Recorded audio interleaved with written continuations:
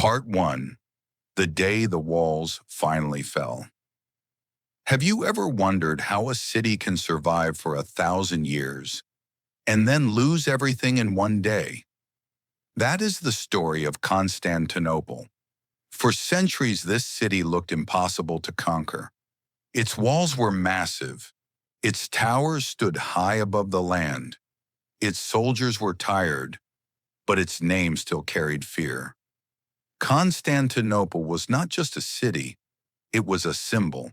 It was the heart of the Byzantine Empire, a place of emperors, churches, gold, and ancient power. Many armies had come before. Many had tried to break its walls, and many had failed. Again and again, Constantinople survived. People believed it was protected by stone, by strategy, and maybe even by God. But in the year 1453, everything changed.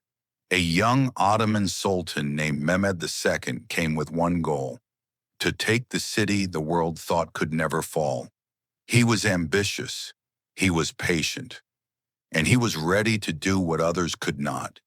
He brought soldiers, he brought ships, and most importantly, he brought giant cannons.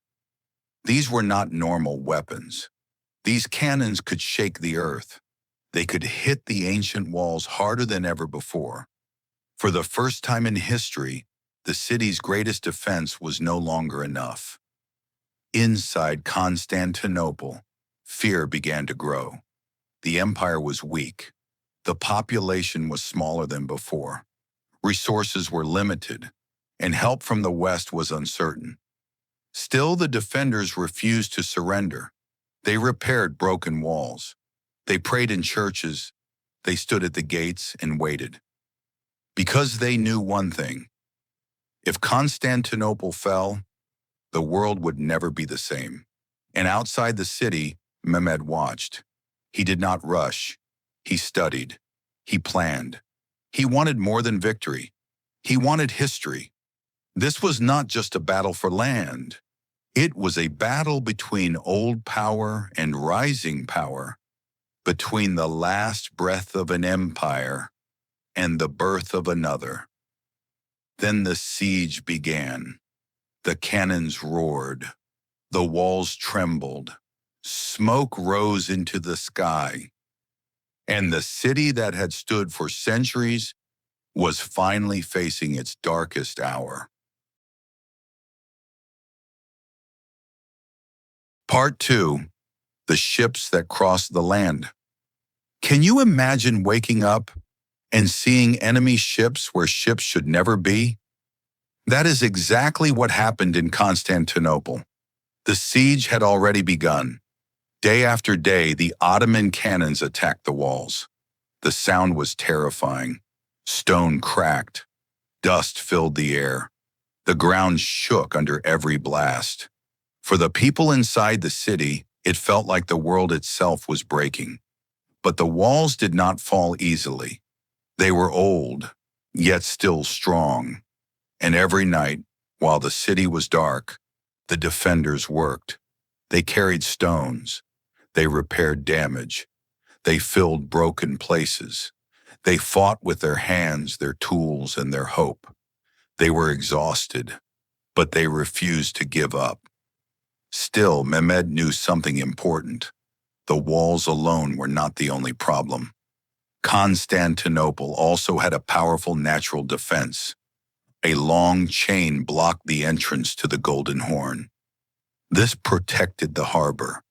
It stopped enemy ships from entering. As long as that chain remained, part of the city was still safe. And then Mehmed did something brilliant. Something shocking, something people still remember today. Instead of forcing his ships through the water, he moved them over land. Yes, over land. His men laid down greased wooden tracks. Then they pulled the Ottoman ships across the hills, behind the city's defenses, and into the Golden Horn. When the people of Constantinople saw this, they were stunned. The impossible had happened. The enemy was now where the enemy should never be. The city was under attack from another side. Fear spread fast. If the walls were the body of Constantinople, this move struck at its heart. Now the defenders had even less time, even less rest, even less hope. They had to split their forces. They had to watch more positions. They had to protect a city that was being squeezed from every side. And still, they kept fighting, because when a city knows it may die, sometimes it fights harder than ever. Church bells rang. Prayers filled the air. Soldiers stood on broken walls. Citizens carried supplies. Even in terror, the city still lived. But outside, Mehmed was growing stronger. He had patience. He had numbers. And now, he had momentum. The siege was no longer only about breaking stone. It was about breaking spirit. And slowly, day by day, Constantinople was being pushed closer to the edge. Part 3. The Last Night of an Empire. What do people do when they know tomorrow may be the end? That was the question inside Constantinople. By now the city was exhausted. The walls were damaged. The defenders were fewer. Food was limited. Sleep was almost gone. And everyone could feel it. The final attack was coming. For weeks the people had lived with fear. But now fear had changed into something quieter, something heavier, a terrible understanding. This might be the last night of Constantinople. Inside the city, Emperor Constantine XI still stood with his people. He was not hiding in a palace. He was not running away. He knew the empire was dying, and he chose to stay. That choice mattered, because in moments like this, people do not only need soldiers, they need courage. They need someone to stand beside them when hope is fading. And Constantine did exactly that. He walked among the defenders. He prepared for battle. He accepted what might come. He would not abandon the city. That night, something deeply human happened. People gathered to pray. In churches, candles burned softly. Voices rose into the dark. Soldiers, citizens, nobles, priests, people who may not always have agreed, now stood together.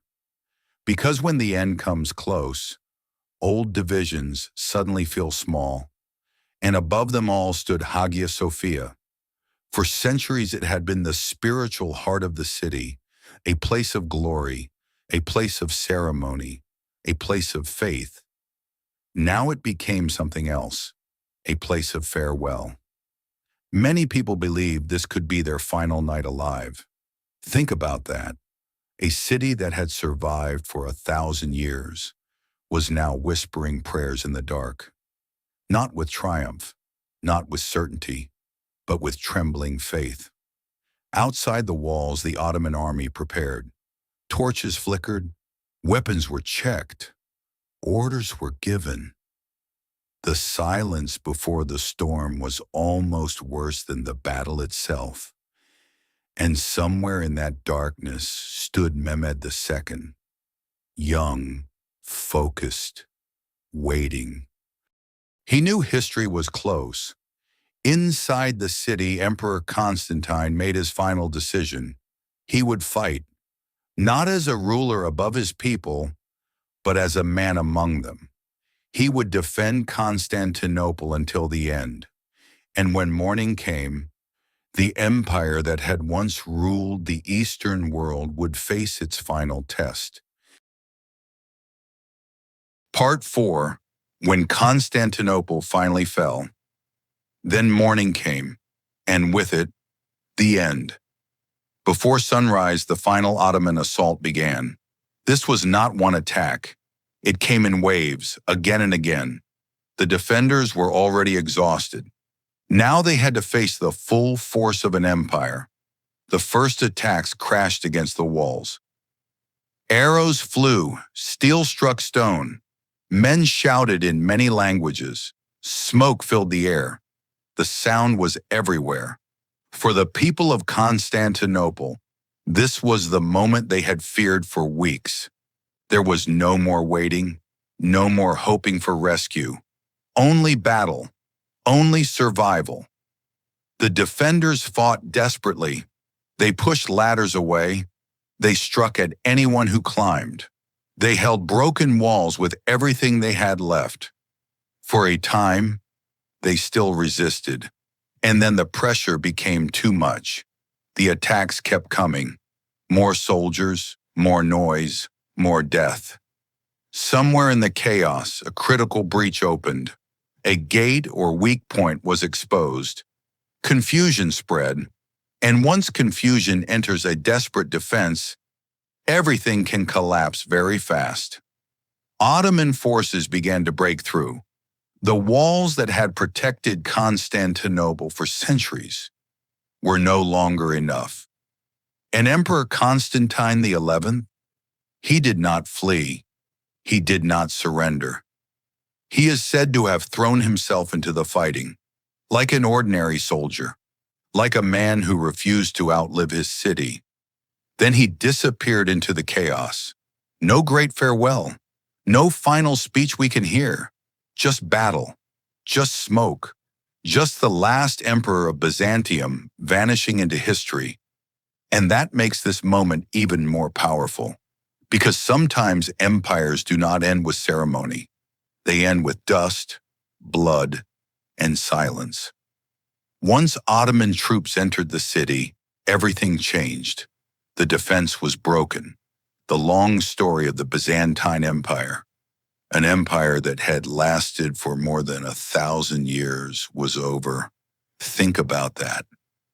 A civilization that had survived invasions, betrayals, plagues, and centuries of war ended in one terrible morning.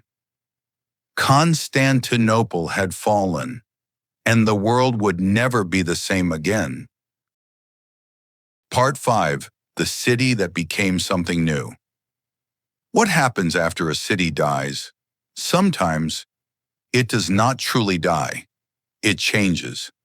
After the walls were broken and the fighting ended, Constantinople was no longer the capital of the Byzantine Empire. That world was gone. The last emperor had disappeared. The old order had collapsed. And yet the city still stood. Its streets were still there. Its churches were still there. Its great buildings still looked over the land and sea. But now everything had changed. When Mehmed II entered the city, he did not see only ruins. He saw destiny. He had not just won a battle. He had taken one of the most important cities in the world. And he wanted more than destruction. He wanted a capital. He wanted a future. One of the most powerful moments came when he entered Hagia Sophia. For centuries, it had been the spiritual heart of Byzantine Christianity, a symbol of empire, a symbol of faith, a symbol of the old world. Now it stood before the conqueror, and in that moment, history turned. Hagia Sophia would become a mosque. Constantinople would become the center of Ottoman power, and the city that had once defended Europe from the east would now become the shining jewel of a rising Islamic empire. That is what makes this story so unforgettable. This was not only the fall of something ancient, it was also the birth of something new. The city did not vanish, it transformed. Its name would slowly change, its rulers would change, its identity would change, but its importance never disappeared. Constantinople had fallen, but the place itself was too powerful to be forgotten. Part 6. The day the world changed forever.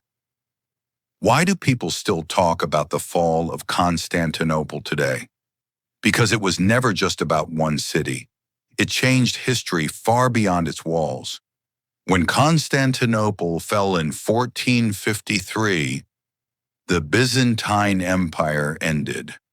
A 1,000-year empire was gone, but the consequences did not stop there. Trade routes changed. Power shifted. Fear spread across Europe.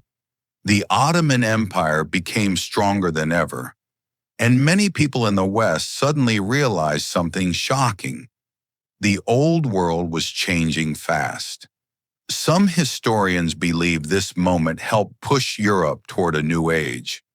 If old routes to the east were now controlled by Ottoman power, new routes had to be found. And when people start searching for new routes, they sometimes discover new worlds.